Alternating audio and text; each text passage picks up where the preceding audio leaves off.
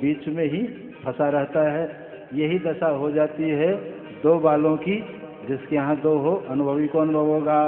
कहा महाराज मेरे यहाँ एक घरवाली पहले से है और कहीं ऋषि पत्नी आ गई तब तो कभी कहेगी फलार करूंगी, कभी कहेगी दूध ले आओ, गरीब आदमी कहाँ से लाऊंगा महाराज, इसलिए मेरे ऊपर कृपा करो।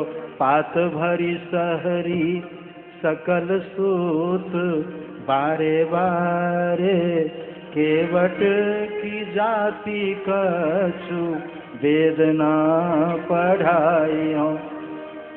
सब परिवार मेरो याही लागी, राजा जू हों दिन दितहीन कैसे दूसरी गढ़ाई हो।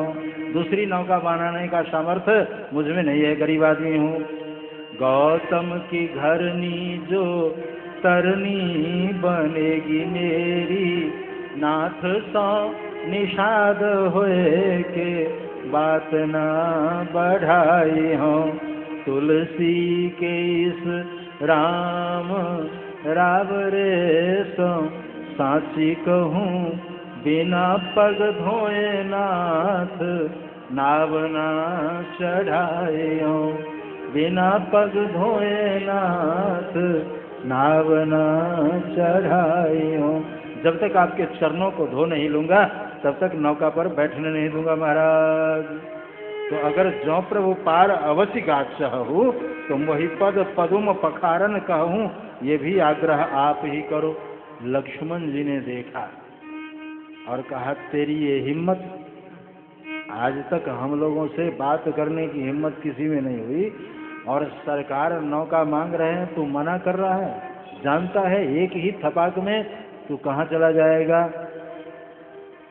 केवट ने कहा सरकार आपसे तो कोई बात हो ही नहीं रही है, जिससे बात हो रही है वो अगर कोई बात कहे तो बात समझ में आती है, लेकिन दो आदमी बात करे और बीच में तीसरा अगर टपकता है तो मूर्ख माना जाता है।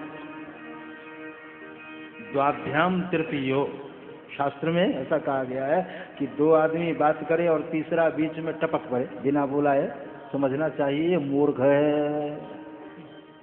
अब लक्ष्मण जी और कह दिया मूर्ख, कुपित हो गए। तेरी ये हिम्मत, आज मैं तुम्हें यमलोक भेज करके रहूंगा।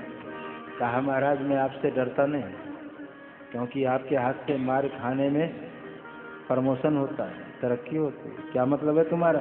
कहा एक बार मैं जलचर जीव था कछुआ के रूप में और आप शेषनाग भगवान विराजमान थे, इच्छा हुई दर्शन करने की। जैसे मैं गया दर्शन करने, आपने ऐसा फना मारा, गोविंदाय नमो नमः, मार डाला मुझे।